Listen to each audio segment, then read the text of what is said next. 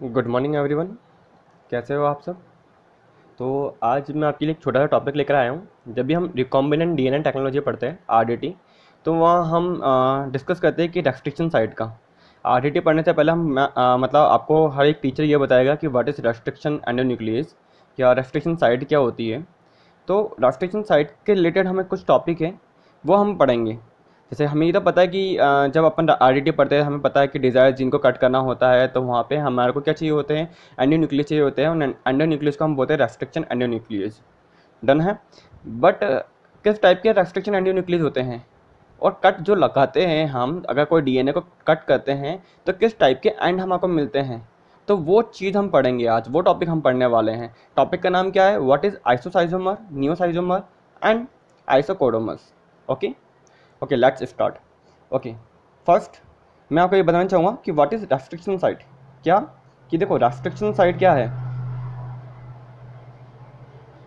अगर बात करी जाए रेस्ट्रिक्शन साइट की, तो क्या किस टाइप की साइट से होती है और क्या से कट करते हैं ये। तो देखो, रेस्ट्रिक्शन जो साइट्स होती है, एक पर्टिकुलर, अगर मैं डीएनए की बात करूँ, ये मेरा एक डीएनए है, तो पर्टिकुलर डीएनए के अंदर डिपेंड करता है कि कौन सी रेस्ट्रिक्शन साइट, मतलब कौन सा एंडोन्यूक्लियस की साइट यहाँ प्रेजेंट है और किस टाइप की यहाँ पे एंड प्रेजेंट होंगे। अगर कोई रेस्ट्रिक्शन एंडोन्यूक्लियस, जैसे कि जस्ट लाइक इको R1 की साइट हो गई, इको R1 है, या इको इको R5 हो गया, ठीक है। या हम बोल सकते हैं एस पी एच फर्स्ट है, या हम बोल सकते हैं बहुत टाइप की होती है, BBU फर्स्ट हो गया।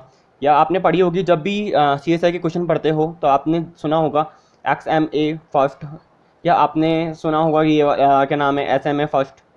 तो ये क्या होती है, एक स्पेसिफिक साइट होती है, ठीक है। ये एक पर्टिकुलर स्पेसिफिक सीक्वेंस को आइडेंटिफाई करता है। ऐसा नहीं है कि आप कहीं भी जाके इनसे कट करवा सकते हो। अगर इस डीएनए के ऊपर इको R1 की साइट होगी तो ही ये इसको कट कर पाएगा। और कैसे कट करेगा, क्या एंड दे के जाएगा, तो वो हम देखेंगे। अगर इस डीएनए के ऊपर, कि डबल स्टैंडर्ड डीएनए है, इसके ऊपर इको R5 की साइट होगी तो ही कट कर सकता है। ऐसे नहीं है कि आपने मीडियम के अंदर आपने डबल स्टैंडर्ड डीएनए ले रखा है और उसके पास रेस्ट्रिक्शन एंडोन्यूक्लियस की साइट ही नहीं है, और आप उसको क्या कर रहे हो, रैंडमली कोई सी भी रेस्ट्रिक्शन एंडोन्यूक्लियस दे रहे हो, एंड देन आप सोच रहे हो कि इस पे फ्रैगमेंट आएंगे।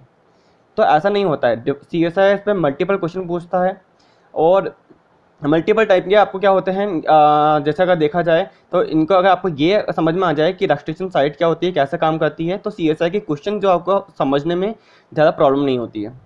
क्योंकि सी सेक्शन में लास्ट में अगर हम देखिए कि 130 से लेकर 145 तक एक ऐसा क्वेश्चन मिलता है जो बैंड के ऊपर होता है, और वहाँ पे हमारा क्या डिस्कस होता है कि एक साइंटिस्ट था, उन साइंटिस्ट ने एक डबल स्टैंडर्ड डीएनए लिया, एंड डबल स्टैंडर्ड डीएनए को उन्होंने इको R1 से डाइजेस्ट कराया, या बाम H1 से डाइजेस्ट कराया, या SPH1 से डाइजेस्ट कराया, एंड देन उनको फ्रेगमेंट्स मिले।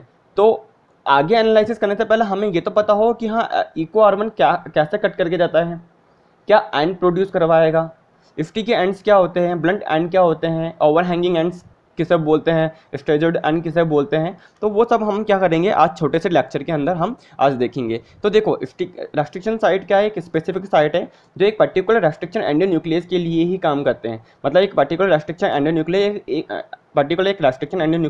एक पर्टिकुलर रेस्ट्रिक्शन साइट को ही रिकॉग्नाइज करेगा एंड देन कट करके जाएगा। एंडोन्यूक्लियस है इसलिए बीच में से कट करेगा, एक्सोन्यूक्लियस होता है वो एंड से करते हैं। ये एंडोन्यूक्लियस है इसलिए बीच में से कट कर रहे हैं। मतलब अगर एंडोन्यूक्लियस मतलब यहाँ से कट कर सकता है, यहाँ से कट कर सकता है, यहाँ पे भी कट कर सकता है। बट अगर हम बोले ये देखो 5 प्राइम एंड होगा, ये 3 प्राइम एंड होगा, ये 5 प्राइम एंड होगा, ये 3 प्राइम होगा, तो ये एंड से कट नहीं करेंगे, ये बीच में से कट करते हैं, ठीक है। एंड से कट करने का काम किसका होता है, एक्सोन्यूक्लियस का। अब वो डिपेंड करेगा आपके पास कौन सा एक्सोन्यूक्लियस है, 5 प्राइम टू 3 प्राइम एक्सोन्यूक्लियस है, या 3 प्राइम टू 5 प्राइम एक्सोन्यूक्लियस है। इसका भी हम एक बहुत अच्छा लेक्चर लेंगे जब भी मैं आपको एप्लीकेशन पढ़ाऊंगा, तो उसके अंदर मैं आपको एकदम डिटेल में लेके जाऊंगा कि ये काम कैसे करते हैं, क्या एक्टिविटी होती है, कैसे एक एक न्यूक्लियोटाइड को रिमूव करते हैं। डन है। देखो आज अपन इस टॉपिक पर आते हैं। चलो क्या है ये, देखो तो फर्स्ट क्या होता है, एक तो होता है एंड्स की बात कर रहे हैं हम, ब्लंट एंड्स। तो व्हाट इज ब्लंट एंड्स, ठीक है। तो ब्लंट एंड अगर हम देखें कि हम बोले कि अगर देखो, मैं इसको एक एग्जांपल की टाइप में समझाऊंगा, बहुत इजीली अपन कर लेंगे। देखो ये 5 प्राइम एंड है, एक साइड है हमारे पास GATATC एंड 3 प्राइम एंड, ठीक है। और यहाँ पे वापस हम क्या बोल रहे हैं, GATATC TATC। तो आप तो ये तो पता ही है कि जो रेस्ट्रिक्शन साइट होगी, जो रेस्ट्रिक्शन साइट होती है वो पैलिंड्रोमिक होती है। ठीक है, अगर पैलिंड्रोमिक एकदम इजी वे में देखें तो अगर हम इसको दोनों साइड से पढ़े तो एक जैसा ही देखने को मिलता है हमको, तो पैलिंड्रोमिक सीक्वेंस होती है ये। ठीक है, अब देखो क्या होता है कि ब्लंट एंड के अंदर हम देखें कि यहाँ पे क्या होती है, रेस्ट्रिक्शन एंडोन्यूक्लियस होता है जिसका नाम क्या है, इको R5। अब इको R5 क्या करता है, कहाँ कट लगाएगा, अपने पास सीक्वेंस क्या है GATATC। अब ये कट कहाँ लगा रहा है, ये कट लगा रहा है यहाँ पे। ठीक है, यहाँ कट लगाएगा। अगर कट लगाएगा तो हमको कैसे एंड मिलेंगे, हमको मिलेंगे, देखो अगर मैं कट करता हूँ तो 5 प्राइम एंड, और यहाँ पे मिलेगा GAT, डन है। देन यहाँ पे क्या हो जाएगा 3 prime end, done. Then ATC 3 prime end, और यहाँ पे वापस से 5 prime end. Same to same यहाँ पे भी क्या होगा, GAT 5 prime end 3 prime end, और यहाँ पे क्या हो जाएगा ये यहाँ पे क्या हो जाएगा ATC, ये 3 प्राइम एंड और ये 5 प्राइम एंड। ठीक है, अब देखो यहाँ पे जो एंड आ रहे हैं इसमें क्या ओवरहैंगिंग दिख रही है आपको, क्या कोई आपको ओवरहैंग टाइप में दिख रहा है कि 5 प्राइम एंड ओवरहैंग है या 3 प्राइम एंड ओवरहैंग है। पहली बात तो ये पता होना चाहिए हमें ओवरहैंग क्या होता है। देखो क्या होता है ओवरहैंग, ये 5 प्राइम एंड है और ये 3 प्राइम एंड है। ठीक है, और ये 5 प्राइम ये 3 प्राइम एंड है, ये 5 प्राइम है। यहाँ पे देखो, यहाँ पे ये एकदम सपाट है, मतलब ये एकदम देखा जाए तो यहाँ पे कोई भी आपको लटका हुआ, मतलब कोई हैंगिंग टाइप में आपको डिस्टेंट नहीं दिख रहा है। अगर मैं 5 प्राइम एंड को ओवरहैंग बनाता हूँ तो देखो ऐसा बनता है ये, देखो 3 प्राइम और ये 5 प्राइम। तो यहाँ पे देखो जो यहाँ पे क्या होता है, 5 प्राइम जो पार्ट है, 5 प्राइम वाला जो DNA वाला पार्ट है वो ओवरहैंग है। वो क्या है, उसकी कॉम्प्लीमेंट, देखो यहाँ पे कोई DNA तो है ही नहीं यहाँ पे इधर, तो ये इसको ऐसे जो आपको डिजाइन होता है ऐसे एंड को हम बोलते हैं स्टिकी एंड, और इसको हम बोलते हैं 5 प्राइम ओवरहैंगिंग। समझ में आ रहा है, ऐसे नहीं है कि 5 प्राइम ओवरहैंगिंग होती है, 3 प्राइम ओवरहैंगिंग भी होती है। कैसे होती है, देखो वापस से ये 5 प्राइम एंड, और ये कौन सा हो गया 3 प्राइम एंड, ये 5 प्राइम एंड, और ये हो गया हमारा 3 प्राइम एंड। तो इसको मैं बोल के जाऊंगा, यहाँ पे देखो 3 प्राइम एंड बाहर निकला हुआ है तो इसको हम बोल के जाएंगे 3 प्राइम ओवरहैंगिंग। समझ में आ रहा है ये। ठीक है, ये इसलिए जरूरी होते हैं ये टॉपिक छोटे छोटे पढ़ने, क्योंकि जब आप एप्लीकेशन पढ़ोगे, जब भी आप आगे RDT पढ़ोगे तो वहाँ पे आपको ऐसे क्वेश्चन देखने को मिलेंगे। एंड देन आपको जब अगर क्वेश्चंस में आ जाता है कि 5 प्राइम ओवर हैंगिंग क्रिएट हुआ है या 3 प्राइम ओवर हैंगिंग क्रिएट हुआ है, देन आप इजीली आप रिकॉग्नाइज कर सकते हो कि आप अपने माइंड पे क्लिक कर सकते हो कि हाँ कि 5 प्राइम ओवर हैंगिंग क्या है। डन है। अब देखो जब जो रेस्ट्रिक्शन साइट अगर मैं बोल के जा रहा हूँ इको R5 की साइट है ये। ठीक है, इको R5 की साइट कौन सी होती है, पहली बात तो हमें पता चल गया GATATC, ये आपकी इको R5 की साइट है। जब भी मैं इसको क्लिक कर रहा हूँ तो मेरे को क्या मिल रहा है, ओवर हैंगिंग टाइप में नहीं मिल रहा है, मुझे क्या मिल रहा है, देखो एकदम हम बोले कि इक्वल एंड टाइप में मिल रहा है, ओवर हैंग टाइप में कुछ शो नहीं हो रहा है। तो यहाँ पे देखो GAT clear, then ATC, then यहाँ पे भी क्या है GAT एंड CT। तो यहाँ पे क्या है, ये एक तरह से क्या है पूरे के, देखो इनके बीच में हाइड्रोजन बॉन्डिंग होगी। ठीक है, ये देखो, ठीक है, तो यहाँ पे क्या है ओवरहैंग टाइप में नहीं है। तो अगर आपको ऐसे एंड मिल रहे हैं देखने को तो ऐसे एंड्स को आप बोलोगे ब्लंट एंड। आपके CSI के MCQ में देखने को मिलता है कि if a scientist draw an experiment, अगर लैंग्वेज आती है, if a scientist draw an experiment they use Eco R5 restriction endonuclease and they observe blunt end in the product. तो समझ में आ जाना चाहिए कि अगर वो ऑब्जर्व कर रहा है कि ब्लंट एंड शो हो रहे हैं या कुछ स्टिकी एंड शो हो रहे हैं, तो वो समझ जाओ कि हाँ कौन से टाइप की आपने रेस्ट्रिक्शन साइट यूज में ली होगी, या आपने इको R5 लिए तो उनको पता है कि हाँ ये ब्लंट एंड ही शो करके जाएगा। ठीक है, सेकंड टाइप का एंड क्या होता है, सेकंड टाइप का क्या होता है, एक होता है स्टिकी एंड्स को ये हम बोलते हैं ओवरहैंगिंग एंड्स, एंड इसको ही हम बोलते हैं क्या, स्टेजड एंड।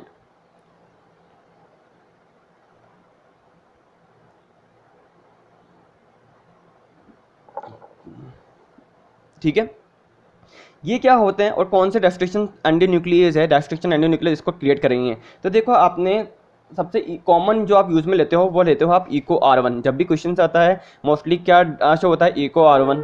ठीक है, तो इको R1 साइट्स क्या होती है, इको R1 साइट होती है GAATTC 3 प्राइम। ठीक है। 6 न्यूक्लियोटाइड की साइट है, 1 2 3 4 5 6, ये कितना है 1 2 3 4 5 6। तो जब अगर जितना न्यूक्लियोटाइड की साइट होती है ना उसी को हम बोलते हैं 6 कटर, 6 न्यूक्लियोटाइड या 6 बेस पेयर को कट करके जा रही है, इसलिए हम बोलते हैं 6 कटर आरी साइट है। समझ में आ रहा है? तो यहाँ पे देखो, यहाँ पे क्या होगा फिर, इसकी कॉम्प्लीमेंट्री क्या होगी, GAATTC 3 प्राइम एंड ये हो गया 5 प्राइम। ठीक है।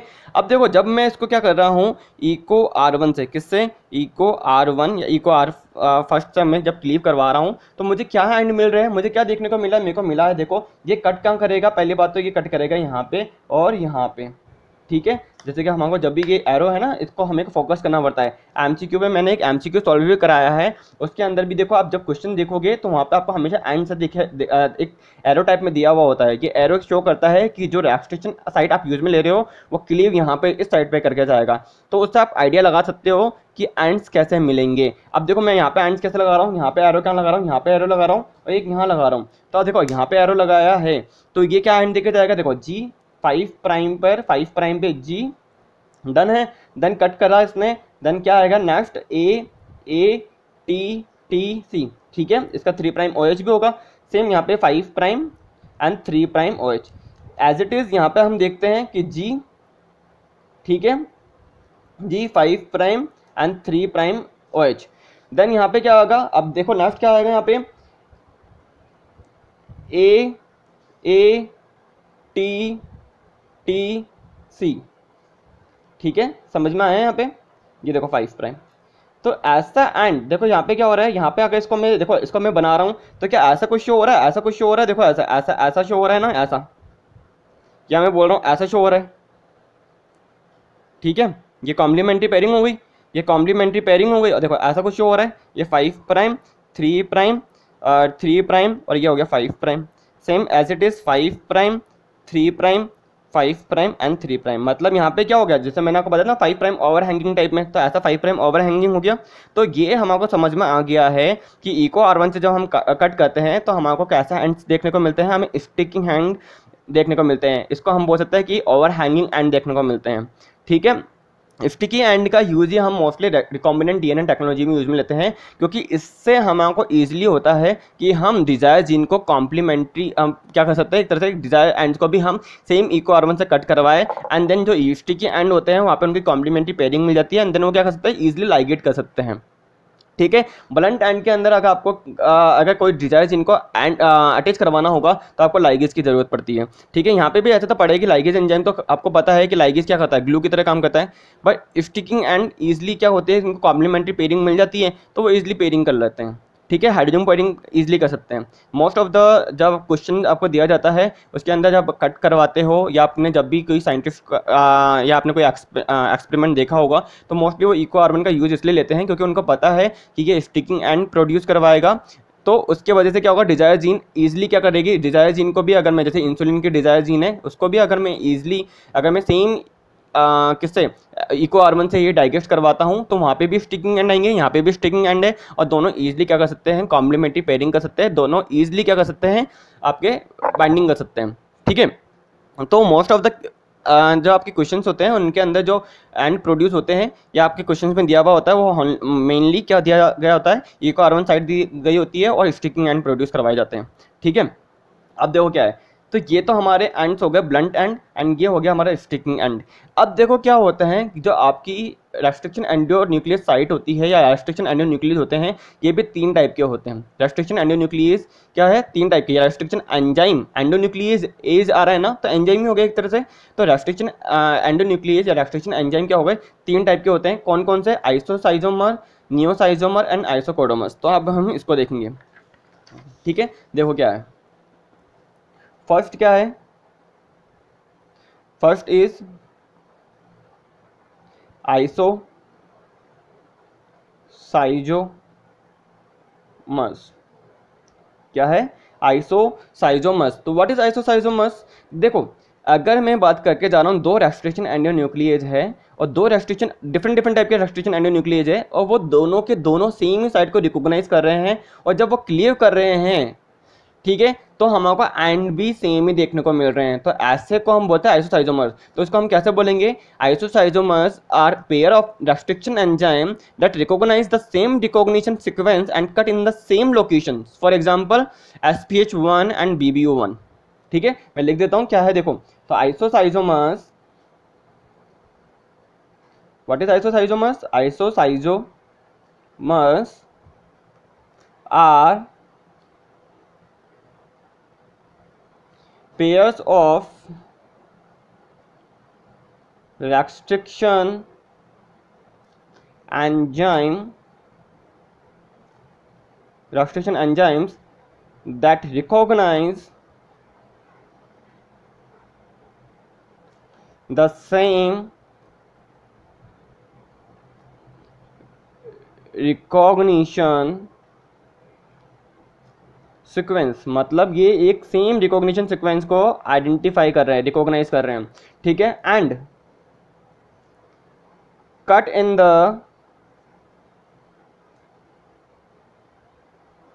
सेम लोकेशन, मतलब सेम लोकेशन पे कट करेंगे तो हमारे क्या होगा कि सीक्वेंस भी सेम लगेगी और जो उसके एंड आएंगे वो भी सेम ही आएंगे। फॉर एग्जाम्पल देखो, एक होता है क्या, SPH1, इसकी जो रिकॉग्निशन सीक्वेंस होती है या साइट होती है वो होती है हमारी CG, TA, C and G। Done है, ये कट करता है, देखो यहाँ पे डन है। अगर देखो यहाँ पे वापस वही उसकी कॉम्प्लीमेंट्री अगर मैं पेयरिंग करता हूँ तो वही होगा CG, TA, C, G, तो मैं यहाँ पे लगा दूंगा एरो। ठीक है, एज वेल एज अगर अपन बात करें कि दूसरे कौन है, एक और है, देखो फर्स्ट तो क्या हो गई बात, सेकंड कौन सी है, second one is BBO1 also recognize same sequence and also cut at the same recognition site, like CG, TA, C and G, like CG, TA, C and G. Look, both are recognized same restriction sites and the cut are also same. तो अगर ये cut लगाएंगे तो जो and produce होंगे वो क्या होंगे, दोनों सेम होंगे। तो इसको हम बोल के जा रहे हैं आइसोसाइजोमर्स। ठीक है, ठीक है। Next one is neoschizomers. Second one is neoschizomers. What is neosizomers? Neosizomers are enzyme that recognize the same sequence, but it cut different site या डिफरेंट। अगर अपन बात करें कि नियोसाइजोमर्स क्या है, रिकॉग्नाइज तो सेम सीक्वेंस को कर रहे हैं, बट जब वो कट करने जाएंगे तो वहाँ पे जो कट लगेगा वो डिफरेंट साइट पे लगेगा।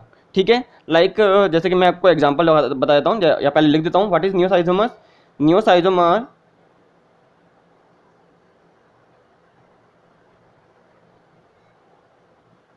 Neosizomers are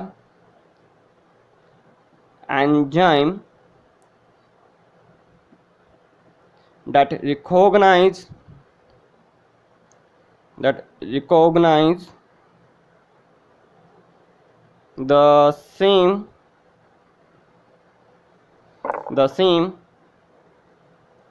the same sequence, but it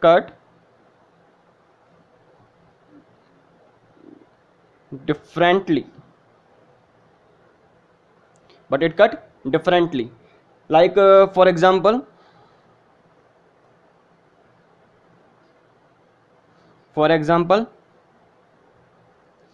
देखो क्या है इसका एग्जांपल। एक होता है SMA first which recognize the sequence GGG CCC, GGGCCC, 5 prime and 3 prime and 5 prime and 3 prime। Done है, ठीक है। And they cut at this position, done।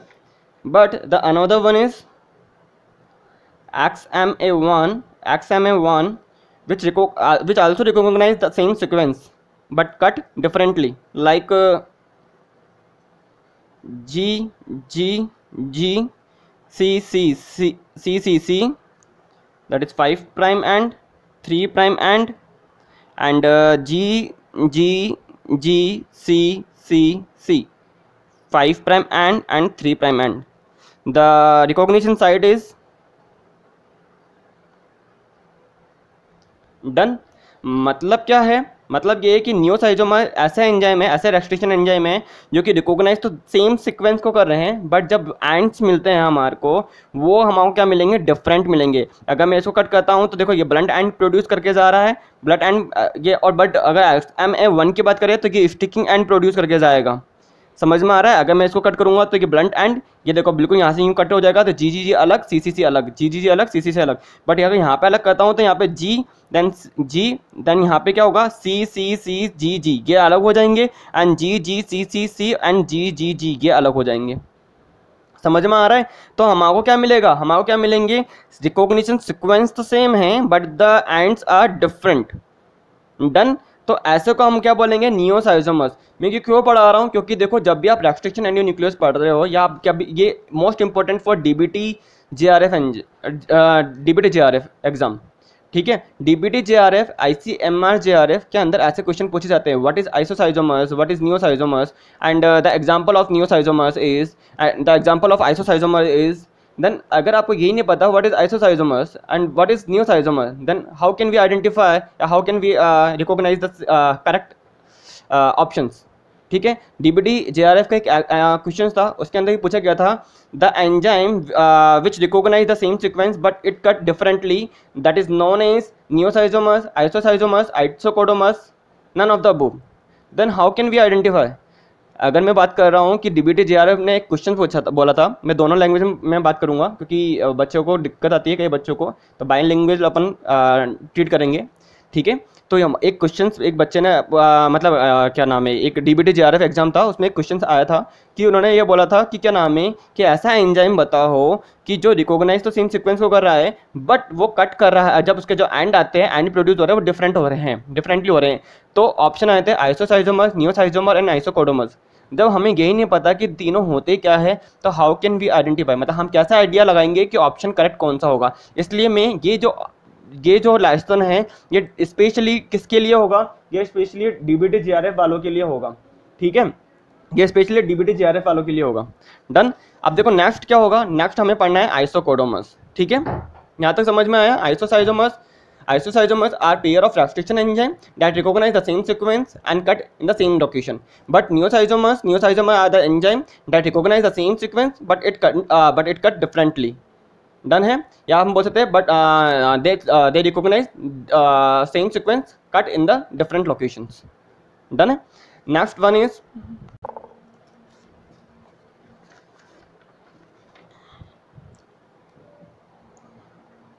Third क्या था,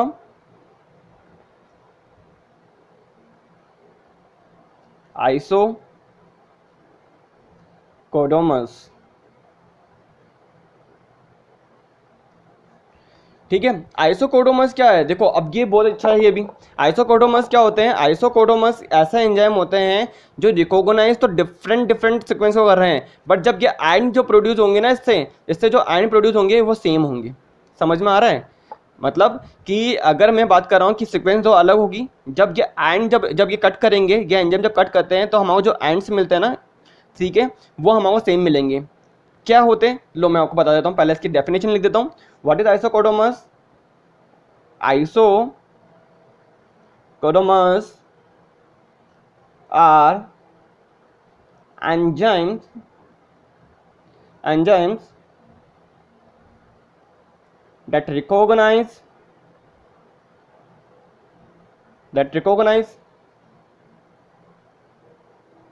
slightly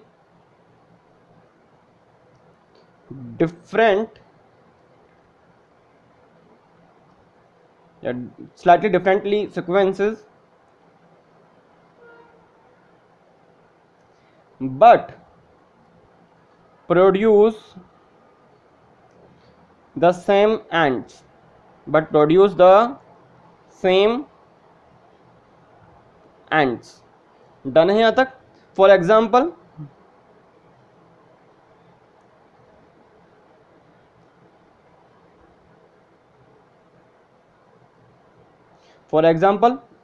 अब देखो क्या होगा इसका एग्जांपल। अगर हम बात कर रहे हैं तो देखो दो, एक होता है, फर्स्ट है जैसे हम बात कर रहे हैं, एक तो है क्या SAU3A, एक होता है सेकंड कौन सा होता है हमारा, एक होता है BAM-H1। ठीक है, ये दो ऐसे होते हैं कि ये क्या कहते हैं रिकॉग्नाइज, तो क्या कहते हैं दोनों डिफरेंट सीक्वेंस को कर रहे हैं, बट जब इनको कट कराएंगे तो इसके एंड जो हमको मिलेंगे वो सेम ही मिलेंगे। इसके बारे में मैं थोड़ा लिख देता हूँ कि SAU मतलब both SAU3A and BAM-H1 give a 5'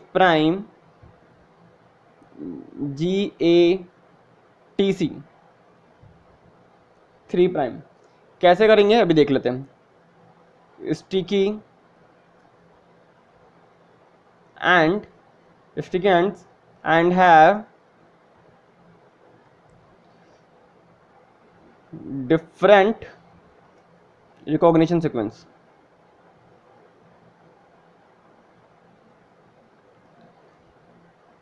मतलब दोनों के दोनों में क्या होगा, हमको 5' एंड पे हमको GATC सीक्वेंस देखने को मिलेगी दोनों के एंड पे।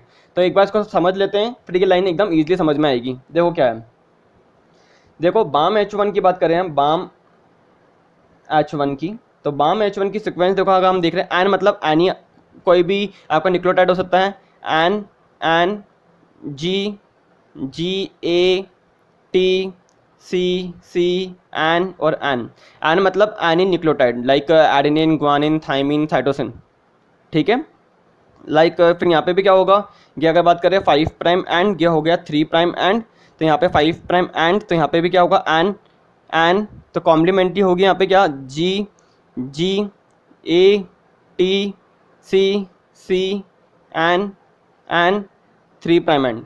अब देखो क्या होगा, जब भी मैं इसको किससे कट कराऊंगा, BAM-H1 से। जैसे ही मैं इसको BAM-H1 से कट कराने जा रहा हूँ तो मुझे क्या देखने को मिल रहा है, मैं नीचे बना रहा हूँ इसको, यहाँ पे बना रहा हूँ। ठीक है, तो हमको देखने को मिल रहा है N G A T C N, तो यहाँ पे भी क्या होगा एन G, देन यहाँ पे क्या होगा, G A T C N N. तो ये तो आपस में एक दूसरे से कॉम्प्लीमेंट्री पेयरिंग कर लेंगे। ठीक है, तो ये देखो 5' एंड 3' एंड, ये 5' एंड, ये 3' एंड, 5' एंड 3' एंड, 5' एंड 3'। तो देखो यहाँ पे ओवर हैंगिंग कितनी है, ओवर हैंगिंग की बात करो यहाँ पे कितनी है, देखो यहाँ पे 5' एंड पे ओवर हैंगिंग मिल रही है हमको GATC की। डन है, यहाँ पे भी देखो 5' एंड पे GATC 4 न्यूक्लियोटाइड के ओवर हैंगिंग है। अब देखो ऐसा क्वेश्चन भी CSIR पूछा था कि एक पर्टिकुलर सीक्वेंस है, ठीक है, उसको अगर कट करके जा रहे हैं तो बताइए कि उन्होंने एक पर्टिकुलर सीक्वेंस दी थी और उन्होंने बोला था कि बताओ कितनी न्यूक्लियोटाइड की ओवर हैंगिंग क्रिएट हो रही है अगर ये ऐसे कोई कट करके जा रहे हैं। तो उन्होंने एक पर्टिकुलर सीक्वेंस दी थी, ऐसे कोई पर्टिकुलर सीक्वेंस थी एंड उन्होंने साइड दे दी थी कि यहाँ पे कट करेगा, तो बताओ आपको क्या प्रोड्यूस होगा। तो इतना इजी क्वेश्चन था, हमें ये देखना, उसमें ये बताना था कि ओवर हैंगिंग कितने न्यूक्लियोटाइड की है। जैसे यहाँ पे कितनी न्यूक्लियोटाइड की ओवर हैंगिंग हो रही है, 1 2 3 4 न्यूक्लियोटाइड की ओवर हैंगिंग हो रही है। सीक्वेंस कितनी है, 1 2 3 4 5 6 7, मतलब 1 2 3 4 5 6 7 8 9 10 न्यूक्लियोटाइड की साइड है। ठीक है, जब कट करके जा रहे हैं तो ये 4 न्यूक्लियोटाइड की ओवर हैंगिंग क्रिएट करके जा रहे हैं। ठीक है, तो देखो यहाँ पे क्या हुआ, 5' एंड पे हमको क्या मिला देखने को, GATC देखने को मिला। ऐसे ही हमारे को क्या है, ऐसे ही एक पर्टिकुलर एक और सीक्वेंस है किसकी, SMA1 की। अब देखो क्या है, इसकी सीक्वेंस क्या होगी, डिफरेंट होगी। तो यहाँ ही मैं बना रहा हूँ किसके लिए, SAU3A के लिए। Second one is SAU3A। तो SAU3A क्या है, जैसे कि यहाँ पे देखो एन है यहाँ पे, तो मैंने यहाँ पे क्या ले लिया है, एन कोई भी हो सकता है यहाँ पे, GATC एंड देन एन और एन। ठीक है, तो यहाँ पे 3 प्राइम और ये हो गया हमारा 5 प्राइम। तो सेम टू सेम यहाँ पे क्या होगा, N N N GATC N N and N, तो ये 5 प्राइम एंड ये हो गया हमारा 3 प्राइम एंड। तो जब मैं इसको कट कराऊँ किससे, SAU3A से, तो मेरे को क्या देखने को मिल रहा है, देखो यहाँ पे मेरे को क्या एंड्स आ रहे हैं, कैसा आ रहे हैं, तो देखो यहाँ पे क्या आएगा, एन एन एन, ठीक है, एंड देन यहाँ पे एन एन एन CTAG, ठीक है, और यहाँ पे क्या आ रहा है, GATC एन एन और एन, और इसकी कॉम्प्लीमेंट्री हो जाएगी यहाँ पे एन एन एंड एन। तो ये 5 प्राइम एंड ये 3 प्राइम एंड ये 5 प्राइम ये 3 प्राइम, सेम एज यहाँ पे क्या होगा, 5 prime 3 prime 5 prime end 3 prime. Okay, तो देखो यहाँ पे भी देखो, अब देखो दोनों को एक साथ कंपेयर करो कि देखो दोनों की सीक्वेंस क्या है, सीक्वेंस दोनों की क्या है, डिफरेंट है, सीक्वेंस क्या है, डिफरेंट है। देखो सीक्वेंस क्या है, देखो सीक्वेंस दोनों की देखो यहाँ पे क्या आ रही है, एन एन GGATC, ठीक है, ये सीक्वेंस यहाँ पर है। तो सीक्वेंस तो देखो यहाँ पे दोनों की, देखो दोनों की अगर आप सीक्वेंस देख रहे हो तो सीक्वेंस तो क्या है, दोनों के अलग अलग है, देखो N N N GATC N N N, तो सीक्वेंस तो क्या है, दोनों की क्या है, सीक्वेंस अलग अलग आ रही है। बट अगर जब हम एंड देख रहे हैं तो देखो यहाँ पे भी एंड, देखो यहाँ पे क्या एंड आ रहा है, 5 प्राइम एंड पे हमको क्या देखने को मिल रहा है, 5 प्राइम एंड पे हमको देखने को मिल रहा है GATC देखने को मिल रहा है। तो इसी को हमने क्या बोला, इसको हमने बोला कि आइसोकोडोमस, आइसोकोडोमस क्या बोल के जा रहे हैं, आइसोकोडोमस बोल के जा रहे हैं कि सीक्वेंस तो क्या होगी, सीक्वेंस तो डिफरेंट होगी, बट जो एंड आएंगे वो एंड्स है आपके, ये तभी तो आया कि both SAU3A and BAMH1 give a 5 prime GATC sticky ends and have different recognition sequence. समझ में आया क्यों लिखी थी ये लाइन, तो देखो यहाँ पे ये एग्जाम्पल देके हमने बता दिया है, ठीक है। अब देखो यहाँ पे क्या बोल सकते हैं, यहाँ पे एक और लाइन अपन क्या लिख सकते हैं, यहाँ पे हम लिख सकते हैं कि SAU3A has a 4 base pair recognition sequence and BAMH1 recognize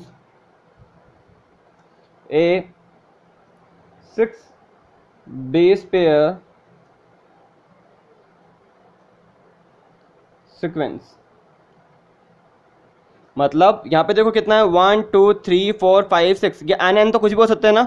तो हमने क्या बोला है कि जो BAMH1 है एंड SAU3 है, तो मैंने यहाँ पे क्या लिखा है कि ऐसे BAMH1 क्या है, कितने इसकी जो रिकॉग्निशन साइट होगी, रिकॉग्निशन बेस पेयर होगी, कितने हैं आपके 6 बेस पेयर है। देखो GGATCC, तो ये कितने हो गए, 1 2 3 4 5 6। बट अगर SAU3A की देखें तो यहाँ पे कितना है, GATC मतलब 4 न्यूक्लियोटाइड, 4 बेस पेयर की साइट है जिसको रिकॉग्नाइज कर रहा है, ये 6 बेस पेयर की साइट को रिकॉग्नाइज कर रहा है। तो ये हमारा थोड़ा सा क्या हो गया, डिफरेंट भी हो गया, ठीक है। तो डिवाइड कर लेते हैं, हमने आज क्या पढ़ा है, हमने पढ़ा है कि व्हाट इज आइसोसाइजोमर, टॉपिक था हमारा व्हाट इज आइसोसाइजोमर्स, नियोसाइजोमर्स एंड, ठीक है। तो यहाँ पे हमने देखा कि रेस्ट्रिक्शन साइट क्या होती है, अगर हम एक पर्टिकुलर डीएनए है तो वहाँ पे क्या होगा कि एक पर्टिकुलर सीक्वेंस होगी जिनको कौन रिकॉग्नाइज करेगा, एक पर्टिकुलर रेस्ट्रिक्शन एंडोन्यूक्लियस रिकॉग्नाइज करता है, ठीक है।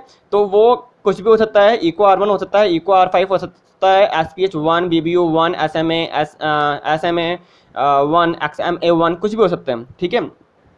तो यहाँ पे क्या है, हमें देखने को मिला कि जब भी कोई रेस्ट्रिक्शन एंडोन्यूक्लियस जब कट करता है तो वहाँ पे हमको 2 टाइप के एंड देखने को मिलते हैं, एक तो होता है ब्लंट एंड, एक होता है स्टिकिंग एंड। ब्लंट एंड मतलब इसको हम अगर हिंदी में बोलते हैं सपाट बोलते हैं कि एकदम क्लियर एंड्स देखने को मिलेंगे, यहाँ पे कोई भी ओवर हैंगिंग देखने को नहीं मिलती है। तो वो कौन सी रेस्ट्रिक्शन एंडोन्यूक्लियस हो गया, EcoR5 प्रोड्यूस ब्लंट एंड, ठीक है, and EcoR1 produce sticking end also known as overhanging end staggered end, ठीक है।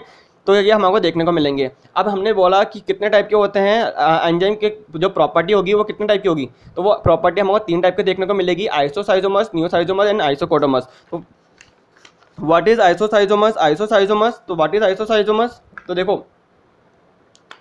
तो आइसोसाइजोमर्स के बारे में इन्होंने बोला कि आइसोसाइजोमर्स क्या करके जा रहे हैं कि ये isoschizomer pair of restriction enzyme, तो ये क्या है, एक तरह से क्या है, pair of restriction enzyme that recognise the same recognition sequence, but ये जो कट और ये कट भी क्या कर रहे हैं, सेम लोकेशन पे कर रहे हैं। ठीक है, इसका एग्जांपल क्या हो गया, SPH1 या BBO1 हो गया। इनकी रेस्ट्रिक्शन साइट क्या हो गई, CGTACG। ठीक है, ये क्या है, इसकी रेस्ट्रिक्शन एंडोन्यूक्लियस की साइट है, और ये देखो दोनों की रेस्ट्रिक्शन एंडोन्यूक्लियस साइट भी सेम ही है, और ये रिकॉग्नाइज भी सेम ही लोकेशन पे कर रहे हैं। ठीक है, अब देखो सेकंड क्या था, neoschizomers. What is neoschizomers, neoschizomers are enzyme that recognise the same sequence but it cut differently. तो एग्जाम्पल क्या देखने को मिले हमको, SMA1 और XMA1। ठीक है, यहाँ पे जो सीक्वेंस थी वो दोनों की सेम थी, बट यहाँ पे जो एंड्स प्रोड्यूस हो रहे थे, जो क्योंकि जो एंड जो कट लग रहा था वो डिफरेंट जगह पे लग रहा था, तो हमको एंड्स क्या होंगे, देखने को डिफरेंट मिलेंगे। ठीक है, देन हमको देखने को क्या मिला, हमने देखा कि आपका नेक्स्ट क्या था, नेक्स्ट था हमारा आइसोकोडोमर्स। व्हाट इज आइसोकोडोमर्स, आइसोकोडोमर्स क्या है, are enzyme that recognise slightly different sequence but produce the same and.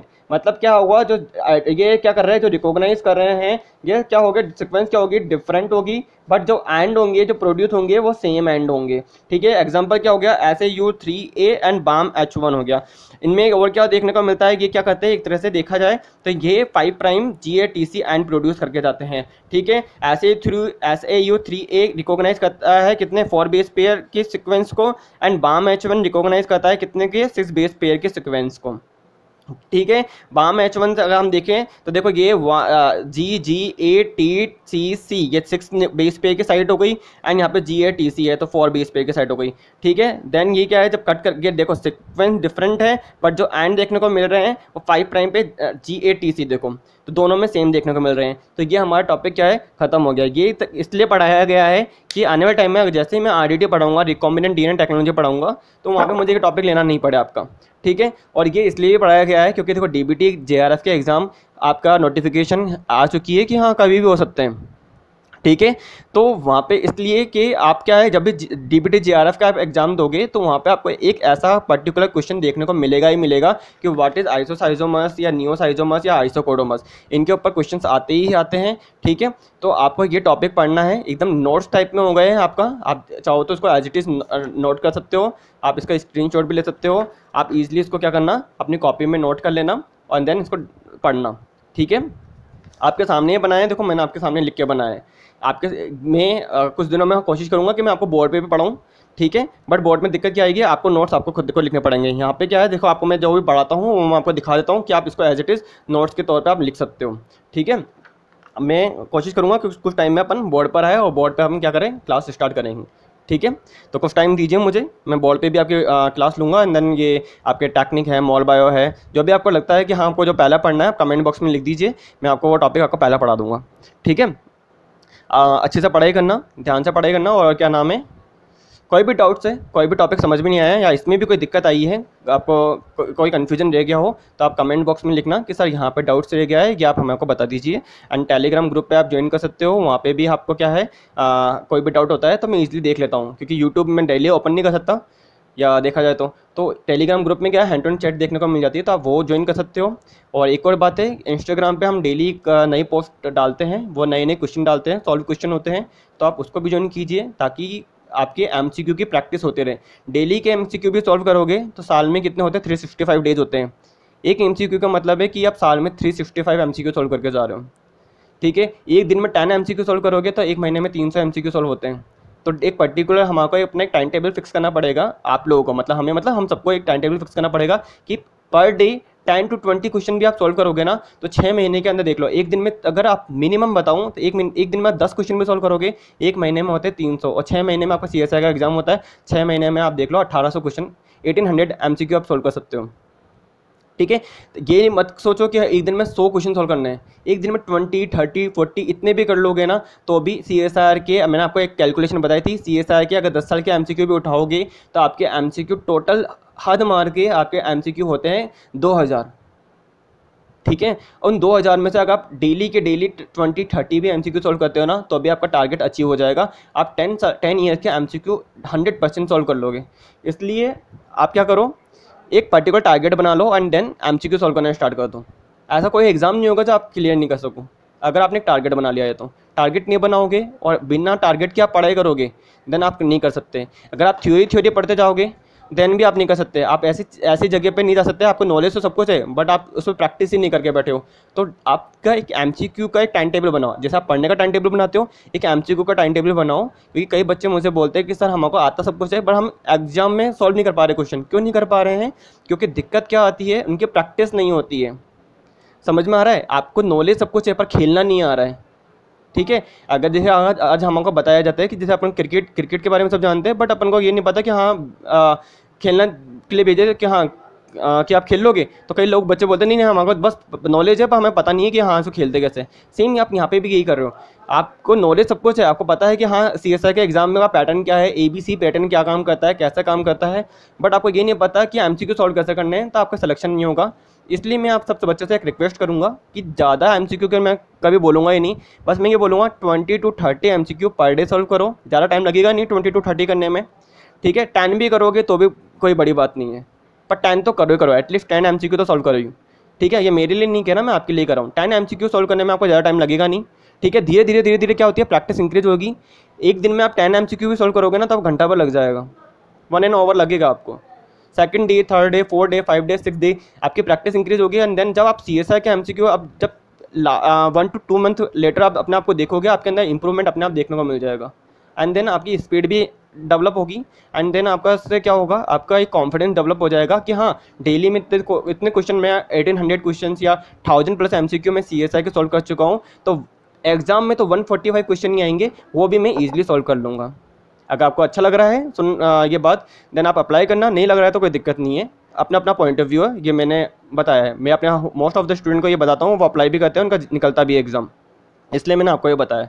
ठीक है, एंड देन ये आपको कोई डाउट रहा हो तो आप कमेंट बॉक्स में लिख सकते हो। आई होप आप सब अच्छे होंगे, सब हेल्दी होंगे। ध्यान रखना अपना, घर में रहना, सेफ रहना। ठीक है, all the best, take care, God bless you.